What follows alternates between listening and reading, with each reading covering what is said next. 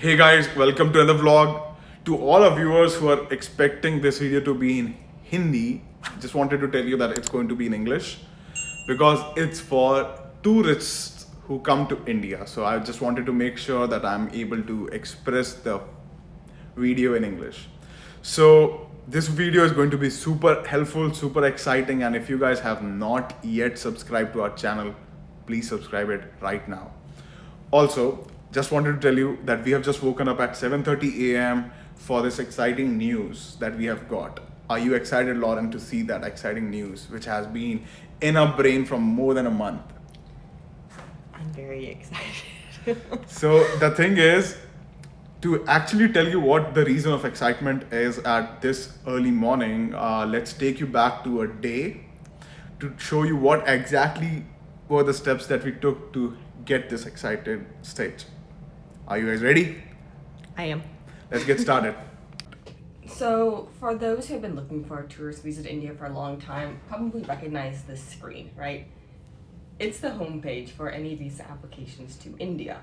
And for the longest time, under e-tourist visa here, there was a red line that said presently suspended. Exactly. That's gone. That's gone. So that means you can apply. Plain and simple. So specifically, you see the red toolbar at the top. It'll come back around eventually. But on October 15th, those on chartered flights can now enter the country. So if you were to pay for your own flight or your group pay for a flight of, say, 20 people, the little private jets, you can enter the country. I can't do that because I'm not that rich. So I, like everyone else who's normal, will be entering on November 15th, which is for normal flights. Any flight within the bubble, including the US, which is where I'm from. So currently, this e-tourist visa being valid and the fact that we're coming in after the 15th makes everything perfect for the application. So basically, guys, now we'll take you back to a day to show you what exactly happened for the excitement or the exciting news that we got today. So guys, as you can see, the top red toolbar here is saying that they are opening the tourism for chartered flights on October 15th and for individual tourists like common people on November 15th. And all the visas that will be granted on or after 6th October will be valid for tourism. So simply means that if you're planning to go to India after 15 November, now is the time to apply right now. We were waking up in the middle of the night constantly checking things, making sure, that we were one of the first people to apply for the visa. Once we did apply, did it actually go through? All these little details, it was constantly on our mind. So much so that even when the media posted that, yes, this is true, flights will open, to come into the country November 15th, we booked our tickets before the horde came. So basically what happened was we had started to get the news that Ministry of Home Affairs of India is actually going to start the tourism and uplift the ban on suspension of tourism, which has been on since 18 or 19 months now. That really made us excited. And we thought if they are going to open it, the prices of flights will go super high. So we ended up booking a refundable flight ticket, which costed us like $200 extra, but it was worth because if we ended up not going, we could have got the money back. Also, with COVID, things change, right? So having that refundable feature was key. We even made sure that our layovers were only in one of the two countries, the US or India, so we didn't need to play by the COVID rules of a third party. Exactly. So that was the reason why we were avoiding flights from Dubai, UK, Amsterdam, France, or even Qatar, because all these countries have their own policies and they can change anytime. So we didn't want to deal with a third country coming into play to make our life a little bit difficult with more rules on our head, which we are already suppressed with because of the Indian rules and the US rules. So we didn't want to do that. But before jumping into actually showing you what was the process that we did yesterday so that we could get that exciting news today, I would like to tell you that we have been waiting and waiting and waiting for the 15th of October. 15th of October passed, nothing happened. So we were curious, why exactly is the tourist visa application not starting even though 15th October has already passed? So I ended up finding a contact number of Bureau of Immigration customer support. Lauren called them and asked her question: when exactly is the change going to happen? Is it even happening, or is it just a Media hoax? hoax, yeah. Exactly. So she got a reply that it'll take a couple of days for the thing to update, because they were working on the website update. So that happened, and luckily we have been monitoring that website. And yesterday morning, close to like 7:30 a.m. Central Time in the US, we ended up seeing that the website has been updated 4 minutes ago, and the suspension red button on e-tourist visa has disappeared. Yeah, it was quite exciting to see. Oh crap, after all this time checking constantly throughout the day, throughout the middle of the night, when is this going to happen? When, checking the news, what's going on? And that finally, there was progress. And Lauren waked me up with surprise, and I was sleeping, and she was like, dude, listen. She never wakes up early. No. But the visa thing had been in her brain that had been keeping her awake all these mornings. So now let's jump into the process so that you guys can also apply and take the advantage of the tourist visa open. So as you can see, this is the website, indianvisaonline.gov.in. That's the official website. You have to go. Let's get into the details of how we actually applied. So as you can see, apply here for e-visa is one of the buttons which you can press, and this will take you to the e-visa application where you can choose your nationality. For example, in Lauren's case, it was United States, so we select that. Passport type, I'm expecting most of our viewers are ordinary people, so I'll just say like passport, they're not diplomats. Port of arrival, you can choose whichever airport you're planning to arrive in India. Or seaport. Important thing, land travel is not allowed yet. Only air or sea travel is allowed, and only through the airports or the seaports that are listed on this website will give you the entry. So we selected that, gave information of Lauren about her date of birth, email, and expected date of arrival. And as you can see, e-tourist visa, for that you have only validity for 30 days. So we selected that as well. It's also important to note that our expected date of arrival was after November 15th. Exactly. If it was before, they would be expecting us on a chartered flight, which again, It's not going to happen. It's not going to happen, exactly. So no matter when your date of arrival is, if it's 15th of November or after, you can still apply. It's 17th of October today. You can still take the advantage of this 1.5 month and apply right now. You don't have to wait for 15th of November to actually apply, because the validity of the tourist visa will be starting from the date of arrival to the port. Right. So this 30 days start the day you land in India and get the stamp in your passport. Correct. So basically, we filled all this information, we continue. Now, instead of going through the process in actual form, I'll actually show you a sample form and help you go through the information that we had to fill, answer some of the questions you might have when you see some ambiguous questions. So let's get started. Basically, again, back to the home page, you apply here for e-visa, and then fill out this form, which has all the information about your nationality, plan for your port of arrival, basically which city you're coming to enter India first, and all the information about your personal details. And then you move to the second page.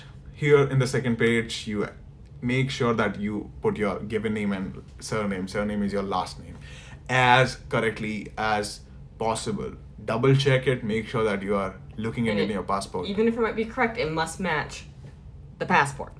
Must match that. So for example, if you have a middle name but you don't use it very often, but you have it in your passport, make sure you put it in your given name. Then you put your information like gender, date of birth, town or city of birth, country of birth, etc. Coming to this field, which is citizenship or national ID number. Now this field is valid for some countries, might not be valid for some other countries. For example, in US case, US citizens do not have a national ID per se, and that's why they are not required to put that information. So while we do have a social security number, do not enter that. Even if you do any research online, they tell you, do not enter that. It's different. Exactly. So if you're a U.S. citizen, just write NA, just like it says on the right-hand side. And for other countries, please make sure that you check whether you have a national ID or not provided by your country. If you have an ID, definitely do that. Otherwise, just mark NA. Then, I don't know, it's a weird question here. Lauren was surprised to see.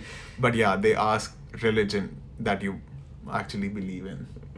So that's something. And then visible identification mark. Lauren was surprised for this question as well. But this is kind of important because, for example, if you end up in a emergency situation and they want to identify you that you are actually Lauren Moore, for that they have to have certain more assurances. And that helps in situations like moles, birthmarks.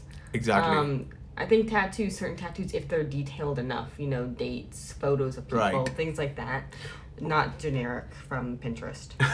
Yep. If you have a unique design, tattoos can also be fine, but otherwise, highly recommended some body mark. And then some usual questions like educational qualification, nationality, whether you acquired nationality by birth or by naturalization. Now, this next question was a little confusing because if you actually read it, have you lived for at least 2 years in the country where you are applying visa? Applying visa. Okay, so for us, we're like, is that the US or India? We're applying to a visa in India, but we're applying from a location in the US. Exactly. So for this, basically, we did some research and we found out that it's basically trying to ask you, have you lived for at least 2 years in the country where you're applying visa from? So basically, in this case, it was US. Has Lauren lived in this country for 2 years or more? Yes. So we marked it. Yes. Lived here all my life. So. This is very ambiguous question. Just want to make sure that you guys mark it correctly. And again, the passport details and information of that. And then the third application page, which is basically your present address, where you're currently living at, all the information of that. You have the option to write the permanent address as well. And then comes the family details, where you are asked to put your parents' information, like father's and mother's details. Whether your parents or grandparents are Pakistan nationals or belong to a Pakistan-held area. This is definitely a section that they have asked, where they'll ask some more details. So make sure that you answer that. Going on to the fourth page of this application, which will ask you the places that you're planning to visit. So list all those that you're planning. It's not required to list each and every detail, but make sure that you're putting at least some major places that you're hoping to definitely visit. Or if you know for sure you're going somewhere and already have a hotel reservation in Mumbai, you probably should write down Mumbai. Right. Even if you're flying into Delhi. Right. And it asks you whether you have booked a room through hotel, resort, through any tour operator, etc. Now, in your case, because you're applying right now in this COVID era, the duration of visa will not be 365 days, will not be multiple years, like 5 years, 10 years period. Darn. Also, the number of entries will not be multiple. For your case, Lauren, it will be just 30 days, right? Yep, that one single entry. And just one entry. So that will automatically pop up. You can't change that, but that's what it is. At least you're getting a chance to do it. And for port of arrival, basically the same port that you have selected will appear here, and then your expected port of exit, from which airport you're planning to get out of the country. Right. So then we also have some previous visa details. So like, have you ever been to India? I haven't. So a lot of this was completely empty for me. If you have, fill it out accordingly, plain and simple, right? Also, if you've ever visited any other country in the past 10 years. I myself have only visited 2 countries, but of course we listed both of them. That's just making sure that you are a safe person to let into the country that they. Right. So Lauren had visited UK and Turks and Caicos, I think in 2015. Also owned by the UK. Yes, also owned by UK. So basically that shows that, okay, this person has been traveling, has the validity by other countries as well, that this person has traveled, makes more secure for them to take a decision. And then, have you ever visited SAARC countries? Basically, because there are certain pacts between South Asian countries, so that's why they asked this question. And then an important part where you put reference. So what is your reference in India? In our case, we put our relatives' information. But if you're planning to visit, Masi. yes, Masi. And if you're planning to visit India as a tourist and you don't know anyone there, you can either put information about the hotel or the name of the manager and that kind of information.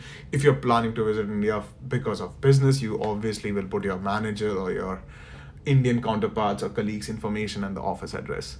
And then the reference name within the country that you are applying the visa from. So that was your mom, right? Right. For emergency reasons. And on 5th page, the most important page, to make sure that you are actually not a threat to the country you are trying to enter. This is kind of common in most of the visa applications. You have a set of 6 questions which asks you whether you have been arrested, have been involved in any terrorist activity, have been involved in any kind of human trafficking, drug trafficking, cybercrime, even financial frauds. So they make sure that you have not been a part of any illegal activity to let you in. And note that these guys are all defaulted to the answer yes, not defaulted to the answer no. So you need to change them. And make sure accordingly. you don't by mistake let the button remain at yes, because obviously it will reject your application.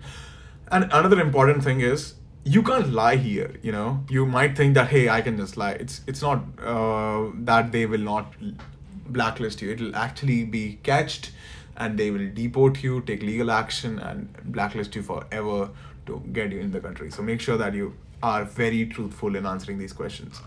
And the important page, which is the 6th page, here you'll upload your photograph. Again, normal photograph, 2x2x2 photograph, passport size with a white background. Yes. And you can go in the US to any Walgreens, CVS. I think even the post office does some photos. So it's quick and easy. Pay $15 and you get 2. Yep. And you basically make sure that your maximum size of the photo is less than 1 MB and the format is JPG. Similarly, 7th page passport, make sure it is scanned, make sure it is in PDF format, and make sure that it is aligned correctly. When I say aligned correctly, don't give them a rotated version. Make it as easy as possible for the person who is going through your application to give you the approval. And upload it. Maximum size would be again limited, which is 300 KB in this case, and just upload and go ahead with that. And finally, you will be able to check everything, make sure, double, triple, 4 times, check it out whether you are actually writing the information correctly. Make sure your passport details, especially spelling of names, locations, and expiry dates. Make sure that the dates, because they are interchangeable. In the US, it's month and date format. That's important to know, yeah. And in India, it's date and month format. So make sure that your formats are pretty clear. Or all day, month, year. Yep. All of them. And after that, you just basically verify and continue. And then it comes to the 9th page. As you can see, this is the payment information. You pay now or pay later. There are different modes of payment. You do that. Based on the number of duration or the number of days you're planning to visit, the fees might change. But don't you want to tell them an exciting information? Yes. So the current deal made by India is that the first 500 lakh, is it? It's 500,000. 500,000 lakh. You don't say lakh, Lauren. It's 5 lakh or 500,000. Okay. 500,000. She'll take some time to understand. Numbers are hard. Numbers are hard. The first 500,000 people get a visa for free. So as we mentioned, we signed on within the first applied within the first 20 minutes of this being posted. Exactly. So a funny thing. We didn't pay anything. We didn't pay anything because, as you can see, the amount that we paid was $0. So it was pretty cool. Thanks to the Indian government. Yes. And we were like in the top of the list. So I think it might be still valid. You guys can get the visa for free even now. Go for it. So immediately after you hit the submit button, you of course got an email that says congratulations, you submitted it, and that you will hear back from us in 72 hours. Right. Email where it says, okay, this is the application ID, passport number, which we have blurred for you, and the nationality. And then you see that they tell you that it takes around 72 hours to actually get the information. And that doesn't specify business days or Right. US 72 or India 72 or anything. Just a 72. But what happened within 24 hours was this. So immediately we essentially got the result of a granted e-visa. Exactly. Because and this we were one of the first. Keep in mind, they've been on hold for 19 months. There's nothing in the system. And suddenly they start up that machine again, and we were one of the first, probably 100 or 1,000 or something that came through. And basically, this is the reason of our excitement today, and we are definitely going to India. This is our final stamp, or the wait that we were having is finally over. So, guys, finally, we are going to India, 2 years. and Lauren will be able to experience the actual chart, the actual authentic food, All my favorite foods that I've tried here in actuality. and all the Sights, sites, all the UNESCO sites, and definitely an organized chaos in our country. It'll be fun. I'm very excited. Yes. So guys, that is the end for our vlog today. This was a very exciting news. We have not deleted this video. We are shooting it right now. We'll edit it right now and share it with you so that you guys take advantage of it right now and get that $0 amount or zero whatever country you are from, and get a free visa to India. Thank you so much. Please make sure to like this video if you think this content was amazing. Of course, share and subscribe to make sure others have this opportunity to see that they can still get into India, regardless of this whole chartered or public flight. You can still apply right now, but definitely like, share, and subscribe. To US Masala.